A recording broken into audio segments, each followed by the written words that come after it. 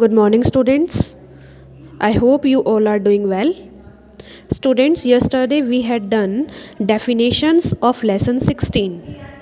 Today we will do question answers. Okay, so first you will mention date November 5, 2020 and day Thursday.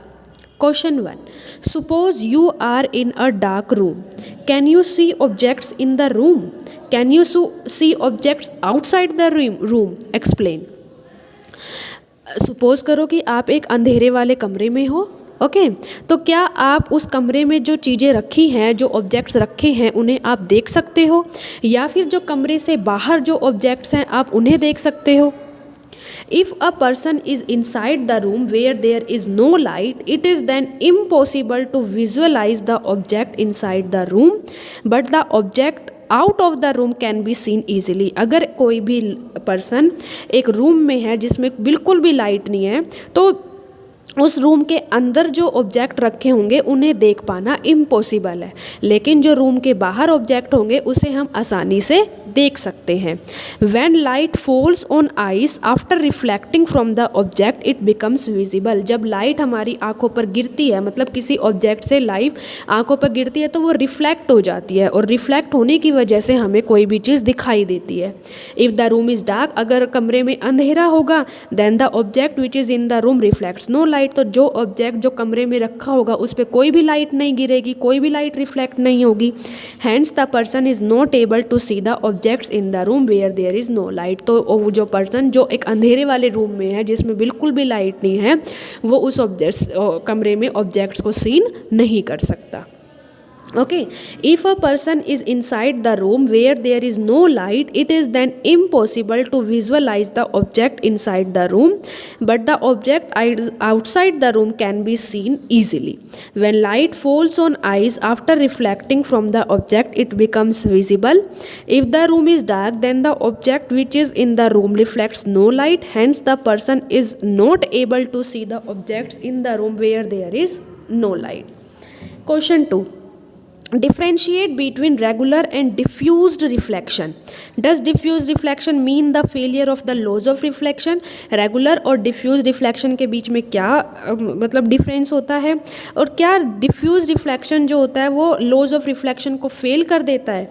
Answer, regular reflection it occur when the surface is smooth. जब surface बिल्कुल smooth होता है, बिल्कुल भी उस पर कोई भी मतलब रिजेस नहीं होते, वो बिल्कुल स्मूथ होता है, उसे हम रेगुलर रिफ्लेक्शन बोलते हैं, उस पर रेगुलर रिफ्लेक्शन होता है. और diffuse reflection it occurs when the surface is smooth. और डिफ्यूज रिफ्लेक्शन भी तब होता है जब सरफेस स्मूथ होता है. Reflected rays move in a particular direction. इसमें रिफ्लेक्टेड रेज जो होती है वो एक डायरेक्शन में ही मूव करती है. Reflected rays scattered in random direction. Diffuse reflection में रिफ्लेक्टेड रे अलग अलग डायरेक्शंस में जाती है. Example, reflection by the plane mirror. Regular reflection का आंसर है, एग्जाम्पल है रिफ्लेक्शन बाय प्लेन मिरर, और डिफ्यूज का है reflection by the road surface. The laws of reflection have not failed. इसमें लॉज ऑफ रिफ्लेक्शन फेल नहीं होती, because each रे obey the law of reflection. क्योंकि सभी रे जो होती हैं वो लॉ ऑफ रिफ्लेक्शन को ओबे करती हैं. All the reflected ray are parallel to each other. सभी रिफ्लेक्टेड रे एक दूसरे के पैरेलल होती हैं. Whereas in diffuse reflection the rays are not parallel to the incident ray. लेकिन जो डिफ्यूज रिफ्लेक्शन होता है उसमें जो रेज होती है वो पैरेलल नहीं होती. Question 3. Mention against each of the following whether regular or diffuse reflection will take place when a beam of light strike. आपको बताना है कि इनमें से कौन सा रेगुलर रिफ्लेक्शन है और कौन सा डिफ्यूज रिफ्लेक्शन है. First is polished wooden table. एक वुडन टेबल जिसे पॉलिश किया गया है. The wooden table has been polished has regular reflection. वो वुडन टेबल जो पॉलिश किया गया है वो रेगुलर रिफ्लेक्शन शो करता है. The surface that has been recently polished can be a good example of a smooth surface. वह surface जो कि पॉलिश किया गया है वो बहुत ज़्यादा स्मूथ होता है, चिकना होता है. The wooden table that has been polished has a surface that is smooth. तो वो वुडन टेबल जो कि पॉलिश किया गया है उसका सरफेस बहुत स्मूथ होता है, इसलिए वो रेगुलर रिफ्लेक्शन शो करता है। Chalk powder, white chalk powder has diffuse reflection, white chalk powder diffuse reflection show करता है। Chalk powder spread on a surface is an example of irregular surface. अगर हम चौक पाउडर को एक surface पे spread कर देते हैं, फैला देते हैं, तो वो इरेगुलर सरफेस बन जाता है। हैंस इट इज़ रफ, तो वो रफ होता है। Therefore the diffuse reflection will appear from chalk powder, तो वो रफ होता है, इसलिए रफ होने की वजह से उसमें डिफ्यूज रिफ्लेक्शन होता है। Cardboard surface, cardboard surface has diffused reflection. The surface of the cardboard is a kind of irregular surface and the diffuse reflection will take place from a cardboard surface. जो cardboard का surface होता है वो diffuse reflection show करता है, क्योंकि जो surface जो होता है कार्डबोर्ड का वो इरेगुलर होता है, वो स्मूथ नहीं होता, तो स्मूथ नहीं होता तो वो डिफ्यूज रिफ्लेक्शन शो करता है। Marble floor with water spread over it, एक मार्बर का फ्लोर है और उस पर वाटर फैलाया हुआ है। इट शो रेगुलर रिफ्लेक्शन, ये भी रेगुलर रिफ्लेक्शन शो करता है। Marble floor can be a good example of a surface that is regular, marble जो है एक गुड एग्जाम्पल है सरफेस का जो कि बिल्कुल रेगुलर होता है।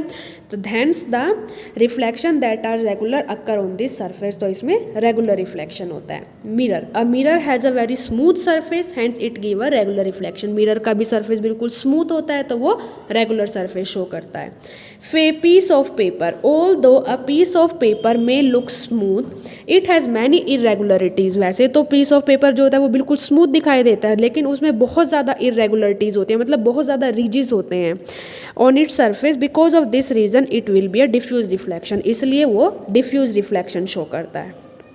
Okay, so students, your homework is do question 1 to 3 in your fair notebook. Thank you.